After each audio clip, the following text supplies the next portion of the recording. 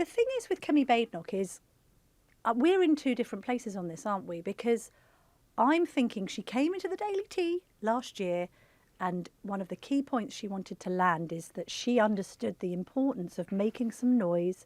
And if she was going to be in opposition, then a massive part of that is just making sure that you're seen, because you're not in power, you're not running state departments, you're basically in the background.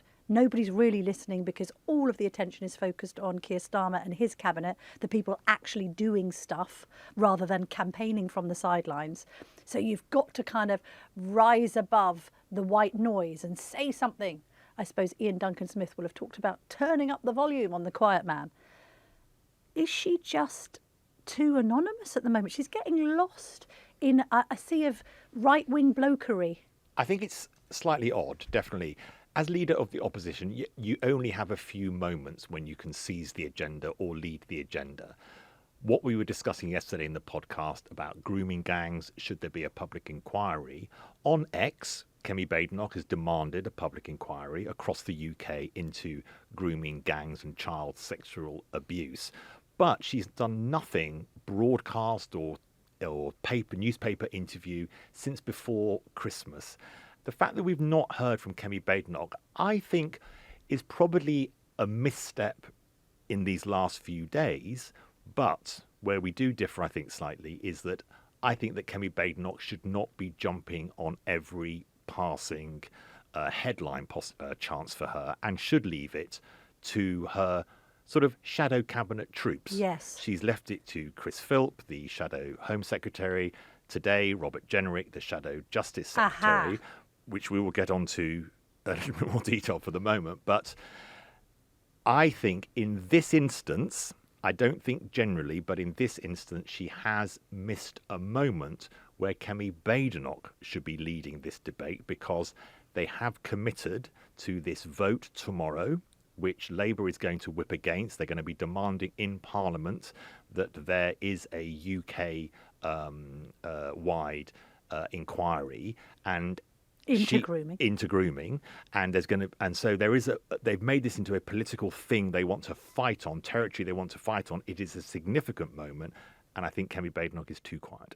If Kemi Badenoch was sailing in clear blue waters, doing a solo sail through Conservative waters on her own, like Ellen MacArthur, that would be fine.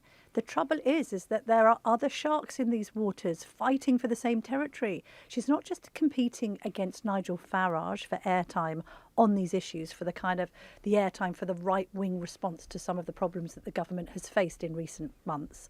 She's also fighting within her own cabinet, because we've heard a lot from Robert Jenrick, her former leadership rival. And I think that's problematic for her. It's not like Thatcher, is it? When Thatcher had all of that time to kind of get her ducks in a row, she wasn't facing competition from within. So let's just be clear about this. The opposition leader's office suggests that Robert Jenrick should do the broadcast round this morning. They know that he's going to be vocal on the issue of immigration, but also they know that he's going to be vocal because he has been on social media all weekend on the subject of grooming gangs, and particularly the nature of the perpetrators being largely Pakistani. They may have decided to put him on because they want him to cop some flack if he comes out with his kind of typical breed of quite punchy rhetoric on this subject. Lo and behold, he does push the envelope, I think we can agree, when he speaks to GB News this morning, again doubling down on his claim that there is something culturally amiss here. Let's listen to that. He's speaking to Eamon Holmes and Ellie Costello. You posted on X at the weekend, didn't you, saying that this scandal started with the onset of mass migration, importing hundreds of thousands of people from alien cultures. A controversial statement, drew a lot of criticism online for that comment, Mr. Jenrick. Do you stand by that statement? Yes, absolutely. Look, we have seen millions of people enter the UK in recent years, and some of them have backward, frankly, medieval attitudes to women. We're talking here about thousands, perhaps tens of thousands of vulnerable young girls being tortured and raped. I will not disguise or sanitize my language simply to ensure that some people are not offended. We must ensure that we speak the truth and are brave in this situation, because we got into this mess because people tried to hide away from the truth, tiptoe around this issue. This is why we need to have the full national inquiry now, so we can fully understand what has actually happened in this country and we can ensure it doesn't happen again. And then, of course, inevitably, he ends up on the BBC's Today programme getting grilled about his controversial remarks by Nick Robinson. Are you saying that That's why I people from want to Pakistan bring the have a numbers medieval down. culture? I think some people who come from that country do. I'm not saying everybody. Does I'm saying that Sajid some Javid's people- family I'm saying some come people. with a I'm medieval saying some culture to this people- country? Nick, I'm saying some people do. Does Nick. Sadiq Khan's family? Look, I'm saying have a some medieval- people do, Nick. Well, how are you going to And that- identify and- those that you think are acceptable and those Well, are not? are you disputing, Nick, the evidence outlined by the reports that you have cited and the testimonies of the victims, in fact, the testimonies of the perpetrators themselves, that many cases were Pakistani men, some born in this country, Nobody's some disputing who've it. come I'm into asking you this what country you would more do as a recently. result of it. Would you stop immigration from those countries? I've always said, that, and it's the point made by Kemi Badenoch, the leader of my party, that not all cultures are equal. We should be very careful about who is coming into this country and the scale of immigration. It may not be inconvenient to Kemi Badenoch, Kamal, to have Robert Jenrick saying all this stuff on behalf of the Conservatives. Is Jenrick now to Badenoch like Braverman was to Sunak, the kind of person who isn't afraid to say what he perceives everyone's thinking in a bid to try and out Farage? I think Kemi Badenoch needs to take some care here. Is she setting out a different stall from those who are seeking to make this into some form of cultural argument, that there is something peculiarly different about Pakistani men that is not reflected in any other group of people, whether that's white men and the violence they perpetrate against women or sex abuse, or whether that's any other background of men? Or does she want to play a line which is much more, we need to sort this problem out and not get into the supposed cultural issues that Robert Jenrick says are connected to what we've seen in this grooming scandal that haunts the whole of the UK? And I think for Kemi Badenoch, is it either she's allowing him to be the front runner for what she believes in, or is she allowing him to be the front runner and then might he blow up? Why do you think he will blow up? My point about the Conservatives is I am not clear what type of Conservative party they want to be. Do they want to be fighting constantly on ground which is well served, frankly, by Nigel Farage and Reform? And I don't mean that in a negative way. People often hear me speaking about this as if somehow this is negative. I'm not saying that's negative, but what kind of Conservative party does she want to lead? Or is it a Conservative party which decides that culture wars, that social media battle, that can sometimes be emphasized by people like Elon Musk, and you double down and you become more and more aggressive, and it becomes more about culture rather than about policy making and politics? Or does she want a party which appeals to people who will listen to Robert Jenrick and talking about alien cultures and think that doesn't actually sound very British way of responding to people from all around the world who have made their lives here and who are British? Of course, there are very bad people who come from all sorts of countries, but we heard from Nick Robinson. Are you saying that there is something so peculiar about one country's men that you should be stopping immigration from that country? And Robert Jenrick knows the limits of what he's saying, because he never actually answered that question. No, When he but said then- Sajid Javid, when he said Sadiq Khan, you sort of think, well, Robert Jenrick, what exactly are Yeah, you saying? But what exactly is Robinson saying? Surely we can have a mature conversation about this where we address the fact that in the vast majority of these particular cases in Rochdale, Rotherham, Telford, Oldham, Aylesbury, there was a racially aggravated nature to the crimes because it was largely Pakistani men treating white girls as if they were trash, perpetrating crimes on white teenage girls that they would not have perpetrated against Pakistani teenage girls. That needs to be addressed and looked at, and we can't just turn a blind eye to it because it's all too uncomfortable and we might be accused of racism and, oh, I don't know whether this helps community cohesion. We must be able to look at that without it turning into all Muslim men are potential predators against white teenage girls. So you have to take care with your language. I don't think the two things are not mutually exclusive. I am not saying I disagree with that. No, your point you've just I'm made. exactly saying what you're saying. It's Absolutely. not mutually exclusive. Yeah, they are two different things, and you have to think as a politician, how is my language landing? This is an issue that must be dealt with. We must be clear-eyed about who are the perpetrators, but we also need to be clear-eyed about who are the perpetrators of all types of sexual abuse against minors and against women in general. And Yeah, that is but not in that is this not case- one group. But when it comes to this public inquiry, isn't the public inquiry and the call for the public inquiry about two different things? It's about what actually happened, who perpetrated which crimes against whom, in which areas, during which period, and to what extent. But there is also a really serious question to be asked about whether the police, social workers, local councillors and other people in positions of authority, in positions where they should have been safeguarding children, actually put concerns about social and racial cohesion ahead of concerns about the safety of white teenage girls in those areas. So there is a specificity to it.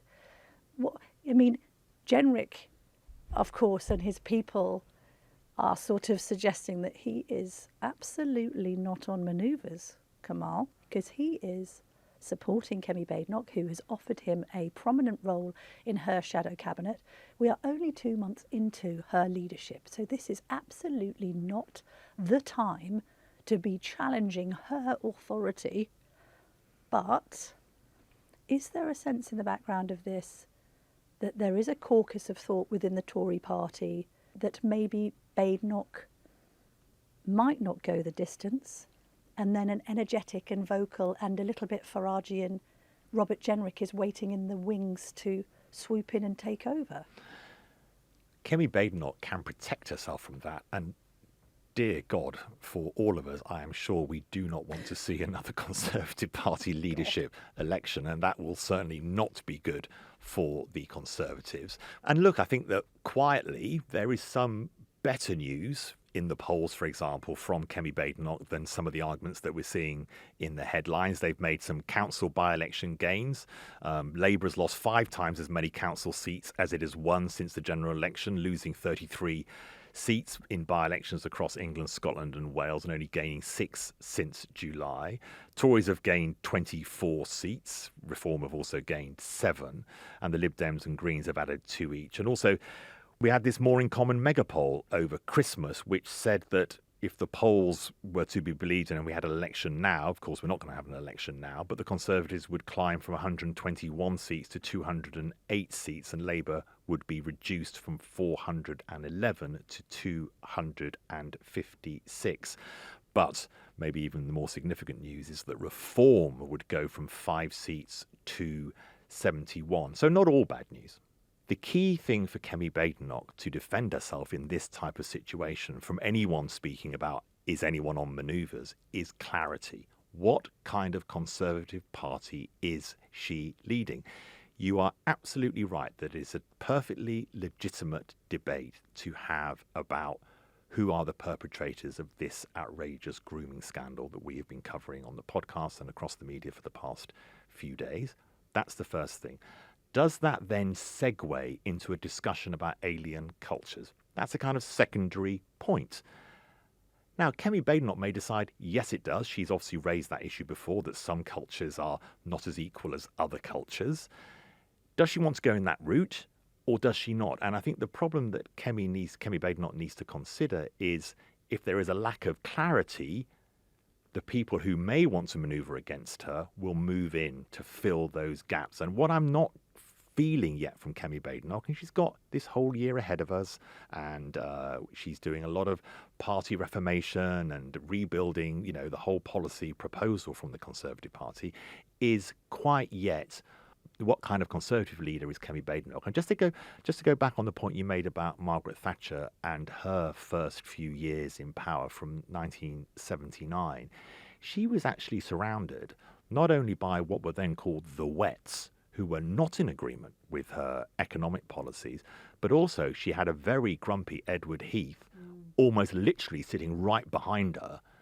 He wasn't on manoeuvres, he was never going to be the leader again, but it was clear that Margaret Thatcher in those first 2 or 3 years, there could have been manoeuvres against her. I believe the reason there wasn't was because she was absolutely clear on what it is she was trying to achieve, and famously, the ladies not for turning. So no one could... The big problem in politics, I always think, is confusion of message. What is it you're trying to do? Because the public will only connect with your argument every now and again. They don't really know who Kemi Badenoch is, to be honest. No. And the problem is, when she comes into the debate, is it clear what it is she's saying? And her people have been saying to me this morning, they've had this historically bad general election defeat, like the worst and most cataclysmic result for a Conservative Party in 200 years. The only way to move forward is with a sense of purpose towards full party unity. If she loses the dressing room, then she loses the country, which is probably why she's placing herself in a more centrist position than Robert Jenrick, because she can let Robert Jenrick do that. He's not actually running the party, don't quite know what he is running. She can leave also some of the incendiary remarks to Nigel Farage, because the main criticism of reform is always going to be, well, you're all talk and no trousers. You've never run anything, so why should we be listening to you? However, when somebody said that to me about party unity, and I thought, is it just an impossible task to keep together a coalition of 121 Tory MPs, half of whom, Farage is right, could belong in the Liberal Democrats, and half of whom could belong in Reform?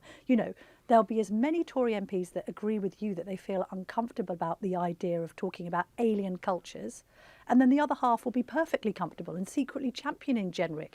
How do you bring those caucuses together and keep them together? I'm not sure. Well, maybe you can't. I had a very interesting conversation with a very senior person in Reform, and obviously Reform have been on this huge recruitment drive and now membership growth, and they now say they are bigger than the Conservatives in terms of their membership. He made a very interesting point to me.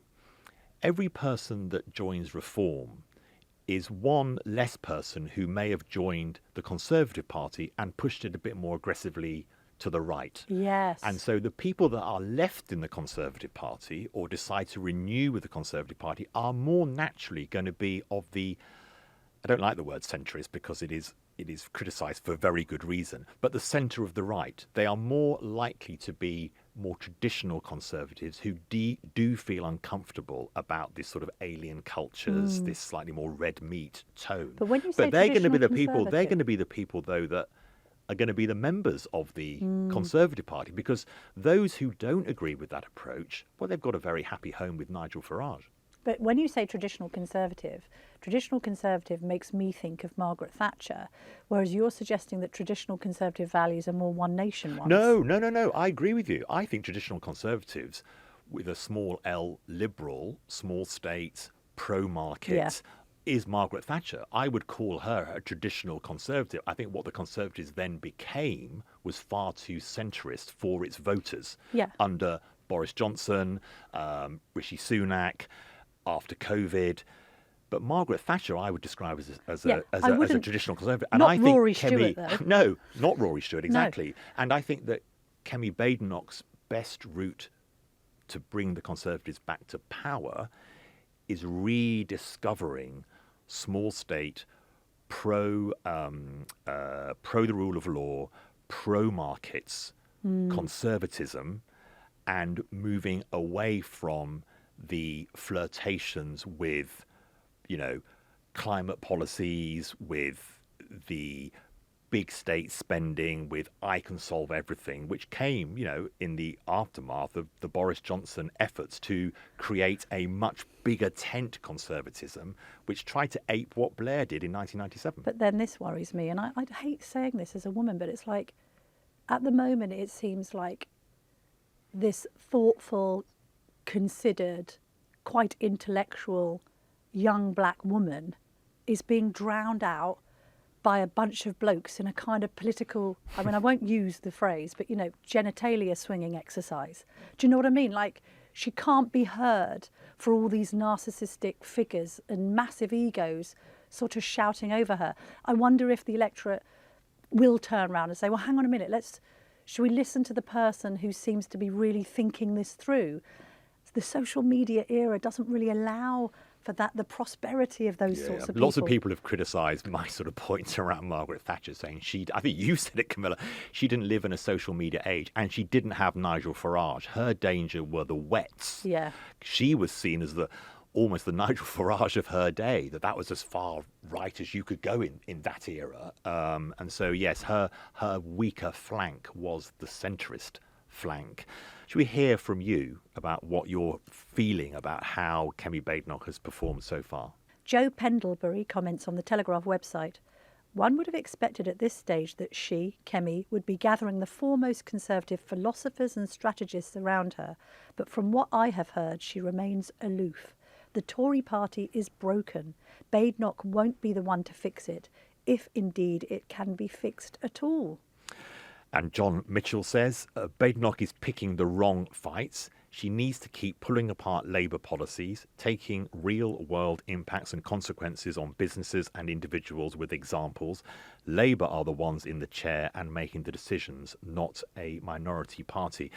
I think that's a really interesting point from John, Camilla, is how does Kemi Badenoch keep the focus on Labour and their performance? We've discussed this, haven't we? She can just get up every day and think to herself, where is the economy not working? Where are public services not working? And how much of tax has gone up? And she just keeps hammering those three lines because, frankly, when you're on to argument 4 with the public, they've slightly lost you. And I think that there's a lot to be said for that point from you, John Mitchell, that she just needs to keep that focus. And maybe she just doesn't need to flirt with, we're being drowned by, these alien cultures. Indeed. We'll be watching Prime Minister's questions carefully, won't we, tomorrow, because she needs to perform a bit better. We've both agreed.